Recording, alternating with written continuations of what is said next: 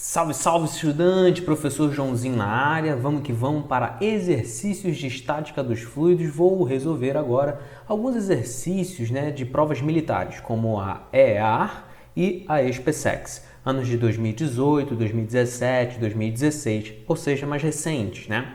Então vamos lá, sem mais delongas, vamos começar pela primeira questão, EAR 2018, olha o que ela diz pra gente. Em um sistema de vasos comunicantes são colocados dois líquidos immiscíveis, ou seja, que não se misturam, né? Água com densidade de 1 grama por centímetro cúbico e óleo com densidade de 0,85 grama por centímetro cúbico. Após os líquidos atingirem o equilíbrio hidrostático, observa-se numa das extremidades do vaso, num dos líquidos isolados, que fica 20 centímetros acima do nível de separação, que é isso aqui que está ilustrando na figura, tá bom? Ele quer que você determine o valor em x, em centímetros, que corresponde à altura acima do nível de separação. Identifique o líquido que atinge a altura x. Duas perguntas em uma só. Primeiro, achar essa altura x aqui, né? Em comparação a essa linha horizontal de referência, e também saber que líquido é esse. Bom, essa segunda pergunta, qual é o líquido, ela é muito fácil de ser resolvida. Basta que a gente compare as densidades. Então, se você analisar muito bem,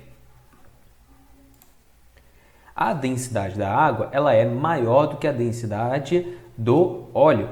Isso faz com que ela fique abaixo do óleo, né? E o óleo acima, claro.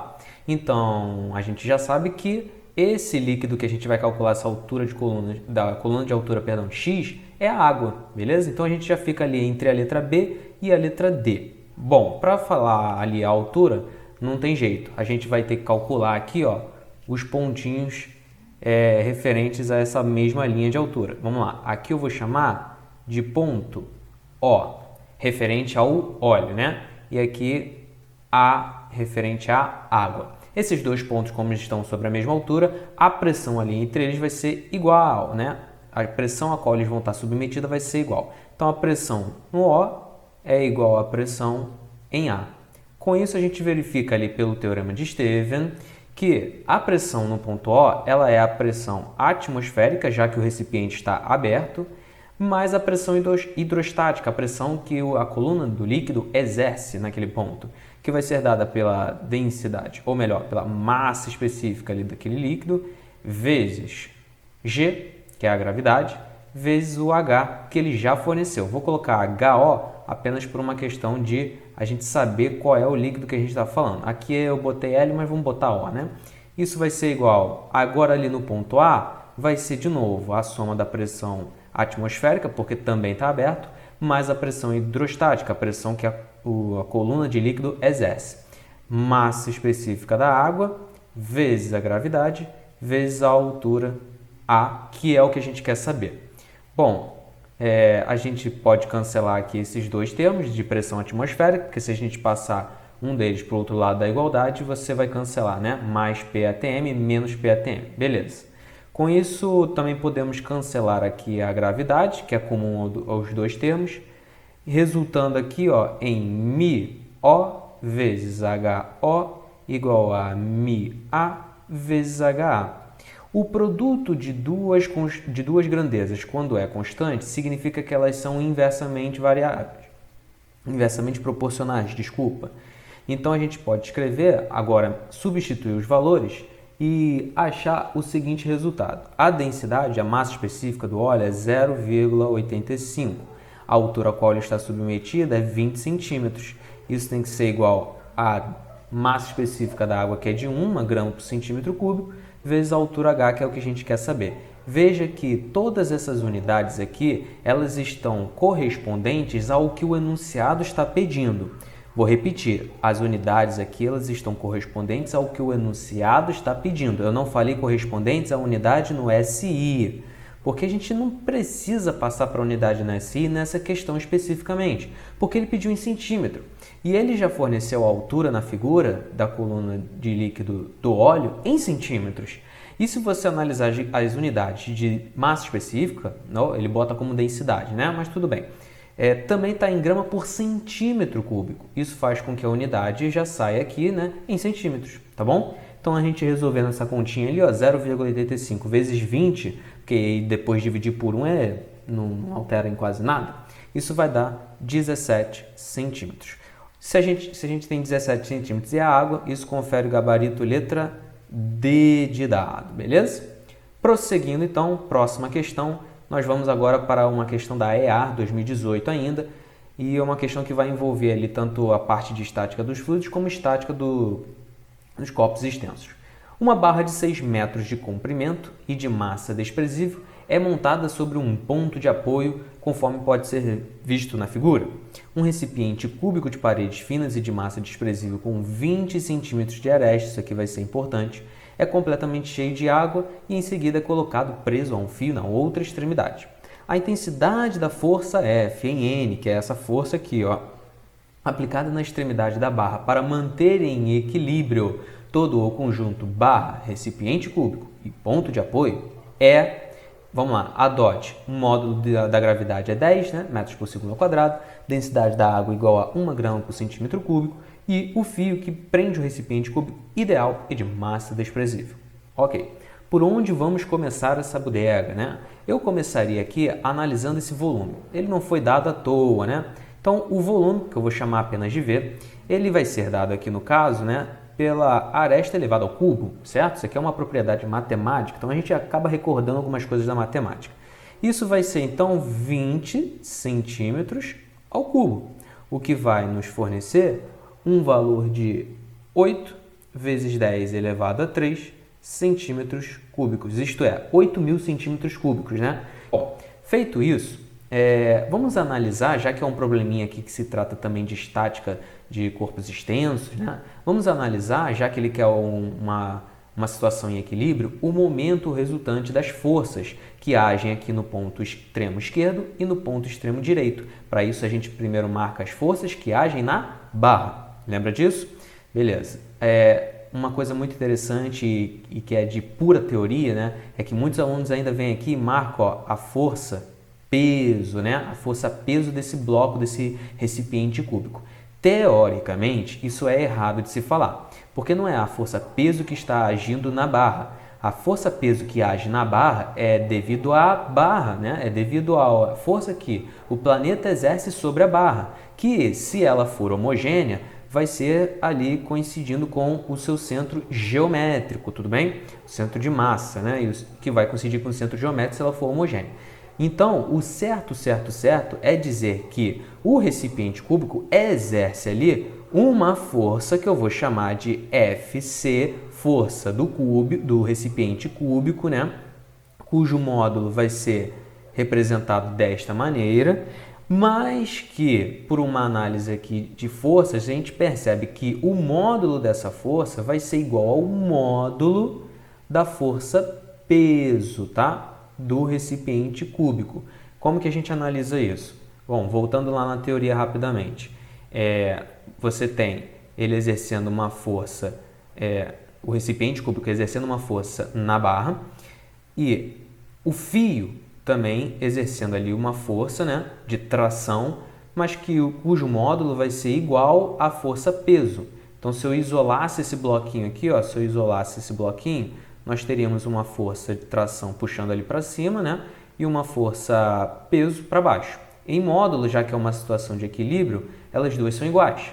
E aí, a força com que o recipiente cúbico exerce na barra é justamente a tração, a força de tração, puxando para baixo. E aí, puxando para baixo, né, que seria a reação dessa força de tração. Entendeu? E aí, com isso, a gente tem que em módulo vão ser iguais. Bom, voltando aí nessa análise teórica bem complexazinha, bem chatinha, né? Mas isso acabaria não mudando muito em termos de cálculo.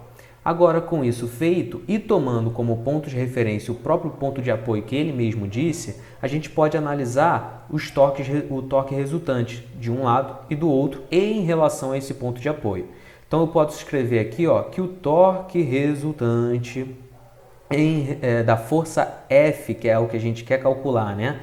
Ele tem que ser igual em módulo, lembrando que torque, o momento resultante, é uma grandeza vetorial, ele é igual em módulo ao torque resultante da outra força ali que eu chamei de Fc, tá bom? Que, claro, vai ser igual ao módulo ali do peso.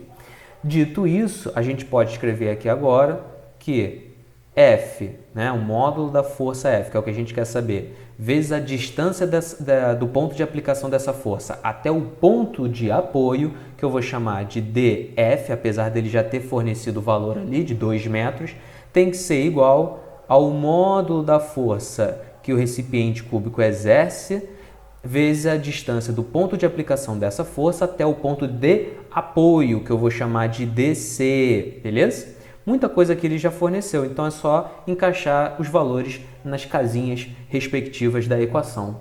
Então, o módulo da força F que a gente quer saber vai ser vezes a distância, que é de 2 metros, igual ao módulo da força que vai corresponder ao peso. Então, eu já vou colocar aqui, ó, peso C vezes 4, que é a distância. Esse peso C, ele vai ser, né, o famigerado mg. Só que m não foi fornecido, mas foi fornecido o volume e também a densidade. Então, lembrando que massa é igual ao produto da densidade vezes o volume, a gente pode escrever a densidade ali do recipiente cúbico vezes o seu volume, né, vezes G. Beleza? A gente vai escrever, então, o peso em função da densidade e do volume. Então, vai ficar o módulo da força vezes 2, isso é igual. Aí agora vem a densidade, que é, passando, né, para a unidade no SI, 10 elevado a 3 quilogramas por metro cúbico. Ele forneceu 1 grama por centímetro cúbico, tá bom? Passei para a unidade do SI. Isso vezes o volume que a gente tinha achado ali anteriormente, 8 vezes 10 elevado a 3, que aí a gente vai ter que passar realmente, né, para a unidade do SI. Vamos lá, então. Para passar isso para a unidade do SI, a gente vai ter 8 vezes 10 elevado a 3 vezes 10 elevado a menos 6, né? Aqui nós estamos fazendo, deixa eu consertar, aqui nós estamos fazendo uma conversão de centímetros cúbicos para metro cúbico. Beleza. Então, aqui vai sair em metro cúbico, vezes a gravidade, que é de 10 metros por segundo ao quadrado. Deixa eu só, já que eu botei as unidades em tudo, deixa eu colocar a unidade aqui também, 2 metros. Fazendo agora as continhas, o módulo dessa força vai resultar em 160 newtons, o que confere o gabarito de letra D. Beleza? Vamos lá, prosseguindo, mais uma questão então. EAR 2018. Um operário produz placas de cimento para serem utilizadas como calçamento de jardins. Para a produção destas placas, utiliza-se uma forma metálica de dimensões 20 e 10 centímetros. Bom, ele já está fornecendo aí para a gente uma certa área, né? Que eu vou chamar de área 1.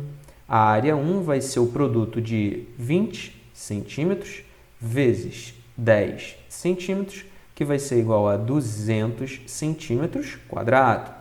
E a altura desprezível. Uma prensa hidráulica aplica sobre essa área uma pressão de 40 kPa. Então, a pressão exercida sobre essa área 1, né, que eu vou chamar de P1 para corresponder aqui os índices, ela é de 40 kPa, tá bom? Não é pascais, é pascals.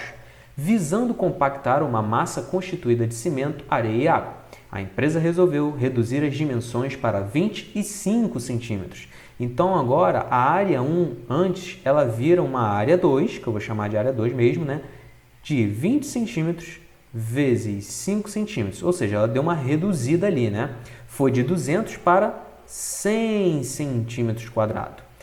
É muito razoável pensar que ele já vai pedir a pressão existente nova nessa nova situação, né? Que é o que ele exatamente pede, só que, preste atenção, ele pede em quilopascal. E a unidade anteriormente de pressão 1 também foi em quilopascal. Então, veja que é uma relação de área por pressão, e aí a gente lembra da definição de pressão, que é a razão da força, né, ortogonal aplicada naquela área. Como essa força aqui ela vai ser a mesma, né, aplicada em ambas as situações, a gente pode fazer o seguinte: a força, como ela é constante, ela vai ser o produto ali da pressão vezes a área, ou seja, né, o produto pressão vezes área é que vai ser uma constante, e quando isso acontece é porque as grandezas ali envolvidas são inversamente proporcionais. Então, nossa, peraí, então P1 vezes a área 1 tem que ser, eu estou botando algarismos, né, não sei porquê, a pressão 1, meu Deus, a pressão 1 vezes a área 1 é igual a pressão 2 vezes a área 2. A pressão 1, ele falou que é de 40 kPa, 40 kPa, vezes a área 1, que é de 200 centímetros. Isso vai ser igual à pressão da área 2, que é o que pressão sobre a área 2, que é o que a gente quer saber, vezes a área 2 de 100. E aí veja que essa conta é muito razoável de se fazer. Aqui simplificando vai dar 2. Isso faz com que a pressão 2 seja 40 vezes 2, ou seja, 80. 80 o quê, né? Quilo Pascal. Pascals. Conferindo ali o gabarito de letra C. Beleza? Mais uma questãozinha para a gente fechar esse bloco de questões, é AR 2018 também. Ela diz o seguinte: o valor da pressão registrada na superfície de um lago é de 1 vezes 10 elevado a 5 newton por metro quadrado, ou seja, né, ele está falando que vale 1 vezes 10 elevado a 5 pascals, tá bom? Isso que corresponde a 1 atm. A gente até sabe, teoricamente, isso é visto em aula teórica, que essa conversão ela existe de fato. Um mergulhador se encontra neste lago a uma profundidade na qual ele constata uma pressão de 3 atm. Bom, se não é tão difícil visualizar que se 1 atm corresponde a 10 elevado a 5 pascals, 3 atm vão equivaler a 3 vezes 10 elevado a 5 pascals. Sabendo que a densidade da água vale 1 grama por centímetro cúbico, e o módulo da aceleração da gravidade no local vale 10 metros por segundo ao quadrado, a qual profundidade em metros em relação à superfície esse mergulhador se encontra? Gente, se 1 atm é 1 vezes 10 elevado a 5 pascals, 3 atm é igual a 3 vezes 10 elevado a 5 pascals. Isso faz com que a variação de pressão seja de 3 vezes 10 elevado a 5 menos 1 vezes 10 elevado a 5 pascals. Certo? Ou seja, 2 vezes 10 elevado a 5 pascals. E a variação de pressão, ela tem tudo a ver com a variação da profundidade. Isso aqui em atm significaria, né, 2 atms.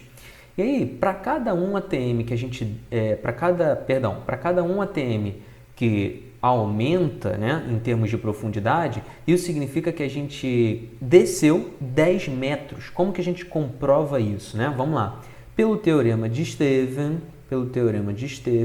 a gente tem que a variação de pressão ela é igual, né, à massa específica do líquido ao qual a gente está mergulhando, na verdade, para ser mais específico, do fluido, mas como ele está falando ali de um líquido, então a massa específica desse líquido, vezes a gravidade local, vezes a variação de altura, que a gente chama comumente de profundidade, né?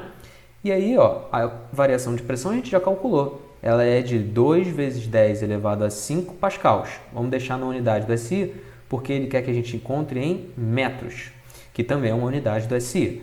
A densidade ela é de 1 grama por centímetro cúbico, que passando para a unidade do SI vai ser 1000 quilogramas. Não vou deixar a unidade agora não. 1000 quilogramas por metro cúbico, vezes gravidade 10 metros por segundo ao quadrado, vezes o ΔH. Esse ΔH a gente vai encontrar 20 metros, ou seja, gabarito letra B de bola, beleza? É dessa maneira que a gente comprova que na água, a cada 10 metros de profundidade, a gente aumenta, cresce 1 atm na pressão total, beleza? Então com isso a gente finaliza aqui esse primeiro bloco de questões, espero que você tenha gostado, valeu, fui!